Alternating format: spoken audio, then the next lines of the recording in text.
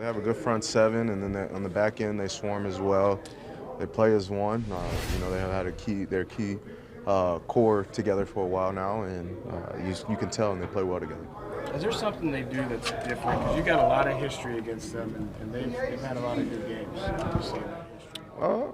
No, I mean they change it up, but no, I think it's just they've just had some good games against us, and we just got to turn that around, get on the other end of that win column, and just come out, play our game, and execute. Do you feel like you're playing your best ball maybe in your career right now, and how do you use that momentum? I definitely do think I'm playing some of the best ball of my career. Just continue to lead this team, be me. Continue to do the things that I've done to get to this point. Continue to stack it. That's what it's about, stacking it, and just consistency. So. You never had 4 straight games with 100 yards before. You never had 3 straight either. Is it just as simple as you're getting more carries? You have that 4 straight 20 carry games. I mean, I think it's probably getting back healthy for one, just being able to run the way I want to run, and then opportunities as well, I would say, and then just the guys up front doing their job, laying on guys, making it easy for me to pick a hole and choose where I want to run, and leaving me one-on-one with defenders. How do you feel physically at the end of these past 4 games? Because it's the most workload that you've taken. I feel great after the game. You win, you feel great. But the next day or two, a little sore, but nothing I can't handle. Ready to go on Wednesday for practice, and turned up by Sunday, ready to play. You could take 20 more carries again Saturday night if need be. Take 20. Well, however many you want to give me, I'm ready.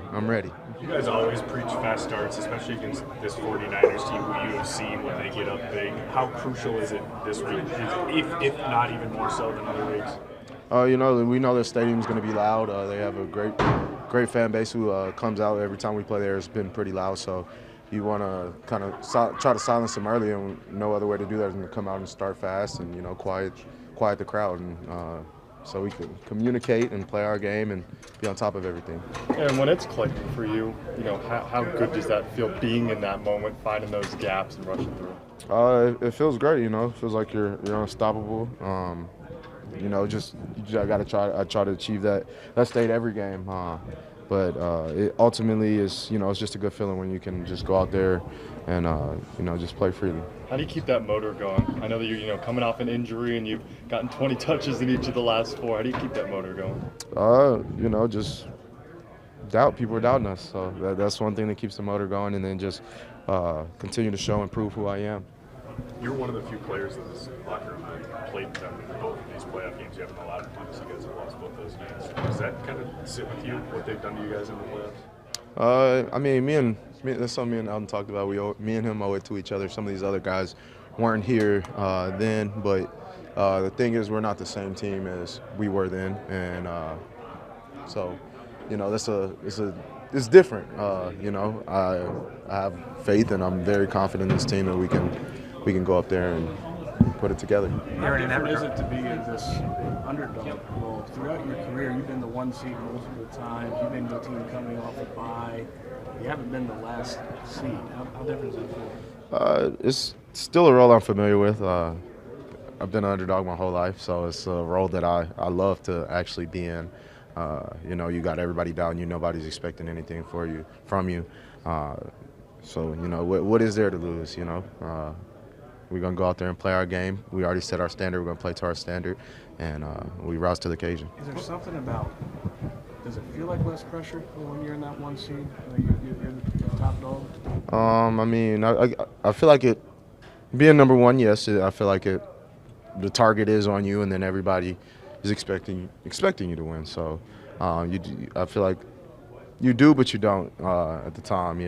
Looking back, yeah, you kind of do. Your play action, your passing game has been really guys on point lately. How much has the run helped that, the way you guys have ran the ball lately? I think it goes both hand in hand.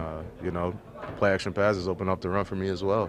So you could look at it that way, or you could look at it the other way.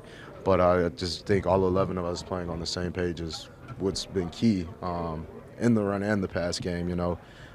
Just communicating all across the board. We see something in that first drive, we come off, we communicate, we get it corrected, or hey, this is what we're seeing, let's do this, and then you'll see a big plays being made after that. So A lot's been made about how young this team is. It's the youngest team to ever make the playoffs in 45 years or so. In that regards, is there something good about that, about having a young team, a young mindset? They don't necessarily realize or recognize the stakes at that point. Do you feel that? Do they feel lighter? Is it more fancy, careless in this locker room?